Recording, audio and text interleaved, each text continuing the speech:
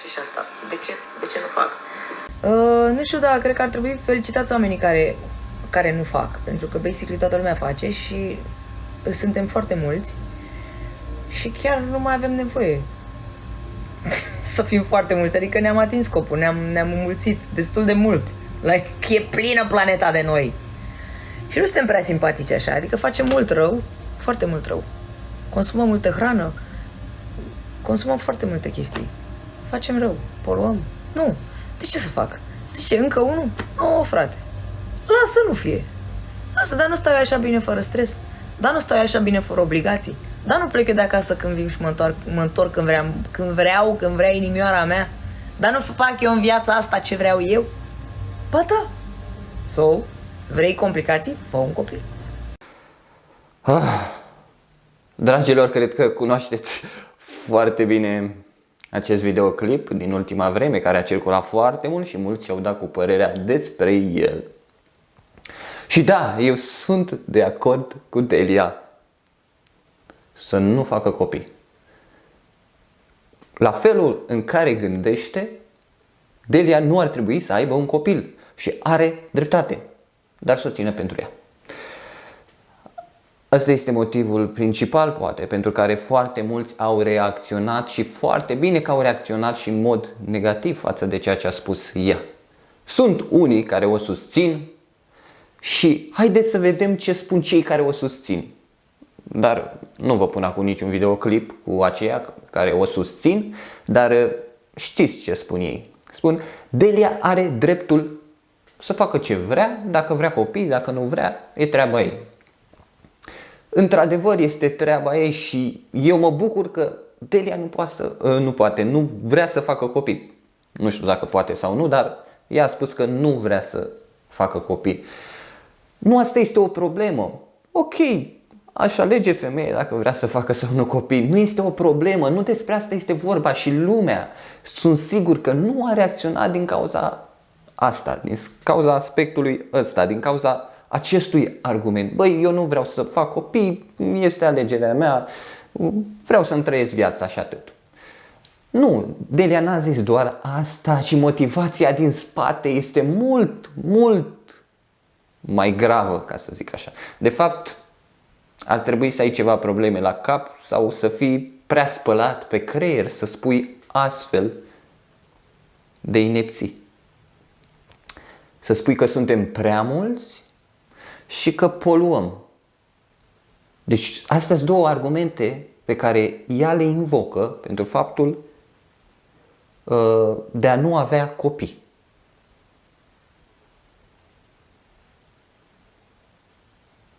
Cum adică poluăm și nu mai trebuie să facem copii sau trebuie să mai... Adică, Delia, ar trebui să-ți fie rușine că existi. După logica ta, ar trebui să-ți fie rușine că existi. Mă scuzați, am vorbit prea tare. Sper că să nu trezesc copiii din cealaltă cameră. Am 3 copii care dorm în celelalte camere și nu doar sper să nu-i trezesc, sper să nu audă ce a spus Delia. Ar trebui să le fie rușine că s-au născut?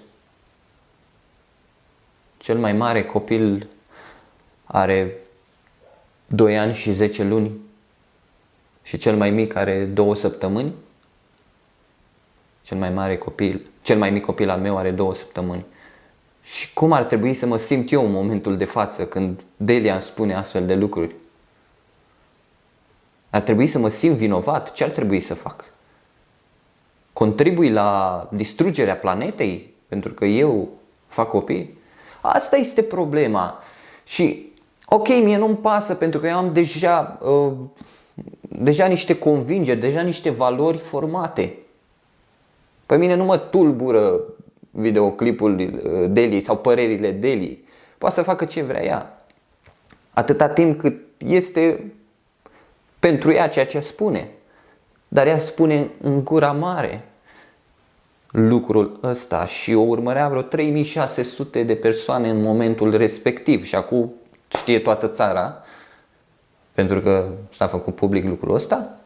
Și Ce să vezi? Sunt persoane care încă nu au convingerile formate, încă nu au niște valori, niște principii bine stabilite și sunt influențați după cum bate vântul și își formează o astfel de gândire după felul în care Delia gândește. Pentru că o apreciază poate pe Delia, îi ascultă melodiile și zice, păi, Delia, auzi ce a zis Delia? Și își găsește în viitor o justificare cu argumentele Deliei. Asta este marea problemă. Asta este marea problemă. Nu că Delia nu vrea să facă copii, este foarte bine, eu mă bucur. Că nu își face Delia copii, mă bucur.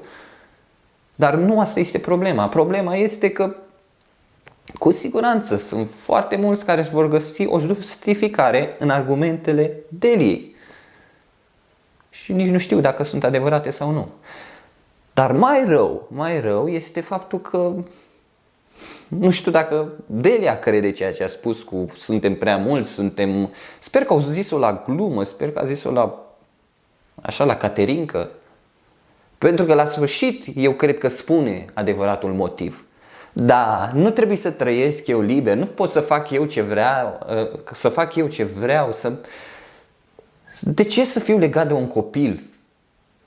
Cam asta este adevăratul motiv pentru care Delia nu vrea să facă copii sau nu vrea să facă un copil.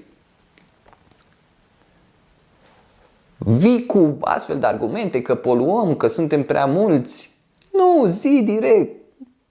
Mi-e silă, nu vreau să-mi petrec viața. Lasă, mama mea pe mine m-a crescut, eu nu vreau să cresc alți copii.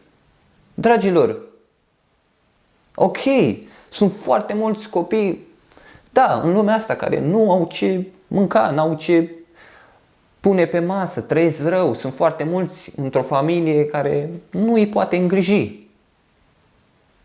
Dar Delia nu cred că este în situația asta. Marea dilemă, marele paradox este că cei care pot îngriji un copil și îi pot oferi o viață decentă nu fac copii.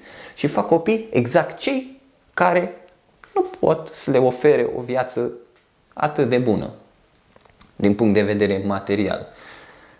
Acum, în ceea ce ține de creștere, e strict problema ta personală, adică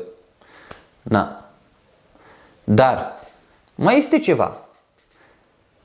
O femeie nu trebuie să facă doar copii, ceea ce este adevărat. Adică sunt și alte scopuri mărețe în viață pentru care o femeie poate să trăiască, într-adevăr. Dar Delia nu a adus un astfel de argument, asta este problema. Da, este foarte bine, unii aduc argumentul ăsta. În viață o femeie nu este o mașină de făcut copii. Ok, nu face copii. Dar care este scopul tău ăla măreț în viață pentru care nu ai ales să faci copii, dar ți-ai ales un alt scop măreț în viață? Nu. Delia nu a spus asta. Ok, este bun argumentul pe care îl aduceți, dar nu, Delia nu a spus asta. Delia a spus că ea nu vrea povara unui copil, că dar nu mă distrez eu fără un copil mult mai bine. Nu sunt eu mult mai lejeră fără un copil? Haideți să punem, că nu mai știu exact cuvintele ei pe care... Când vrea inimioara mea, dar nu fac eu în viața asta ce vreau eu. Ia auzi? Ba da. Motivație. Vrei complicații? Fă un copil. Te salut. Vrei complicații? Fă un copil. Este foarte greu să ai un copil. Nu e logic. Nu e logic. Ce să creadă noile generații, tinerele care o ascultă, sau chiar și bărbații, nu? Că și pentru bărbați. Adică e greu să crești un copil. Dacă pentru Delia este greu să crească un copil, este greu. Pentru mine, pentru alții. Și să mai zic, băi, dar eu nu sunt la nivelul Deliei. Dacă ea nu-și permite un copil, cum să-mi permit eu? Dragilor, trăim cele mai bune momente din istorie. Sunt foarte mulți care se vaită că trăim vremuri grele. Dragilor, trăim în cele mai bune vremuri care au fost vreodată de-a lungul istoriei. Cum să poți să aduci un astfel de argument? Și în zona noastră și țara noastră, cu relele ei, cu problemele ei, trăim totuși într-o țară destul de bună, care ne oferă niște condiții decente în care să putem să creștem măcar un copil. Repet, nu trebuie neapărat să faci copil, dar vezi ce argumente ai, ce motivație ai din spate. Și atunci când vrei să faci sau când faci un copil, fă-o asumat și interesează-te un pic înainte ceea ce înseamnă lucrul ăsta. Bineînțeles, nu o faci irresponsabil, nu o face pe bandă rulantă, doar așa. Dar ce motivație ai tu în spate pentru care nu vrei să faci un copil sau chiar mai mulți?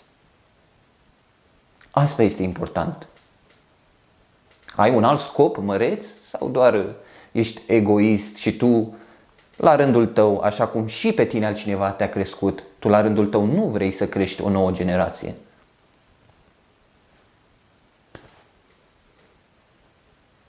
Numai bine!